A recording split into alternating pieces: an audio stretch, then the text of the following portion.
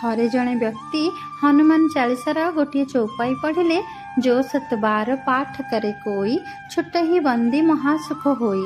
तेबे से भाविले जदि मु 100 थर हनुमान चालीसा पाठ करदेवी ताहले मते महासुख प्राप्ति होई जिवो। तापरे से माला धरी बसी पड़िले हनुमान चालीसा पाठ करने। से जेते थर हनुमान चालीसा पाठ करुथाए ता मन आपे आपे परिवर्तित होई चली थाए। आ प्रतिथर से प्रत्येक चौपाईर अर्थ किछि अलग ढंगरे बुझुथाए। तुलसीदास जी चौपाई 38 रे प्रकृत रे एही कथा ही कहिबाकु चाहिछंती।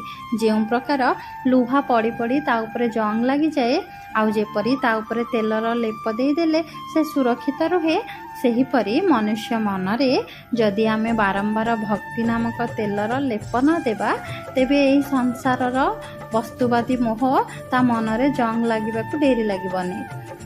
जो 7 बार पाठ करे कोई, जे हनुमान चालीसा बारंबार पाठ करे छुट ही बंदी महासुख होई। जदि काहाकू जीवनर सुख कौन पचरा जाए तेबे समस्तंक पई सुखर अर्थ किछ अलग अटे। काहा पई सुख बड़ गाड़ी बड़ घर अटे, तो आउ काहा पई सुस्थ शरीर सुख अटे, किंतु एही सब सुख वस्तुवादी अटे। तुलसीदास जी एठारे महासुखर कथा कहिसंती। अर्थात जदि आम शरीर मृत्यु लोकरे थाई मध्य भक्ति रसरे बुड़ी जदि आमे आम आत्मा परमात्मा सहित मिसी जाए तेबे आम मनरे कौनसी सुखर इच्छा बंचे नाही, आउ आमको महासुखर प्राप्ति हो जाए। जय श्री राम।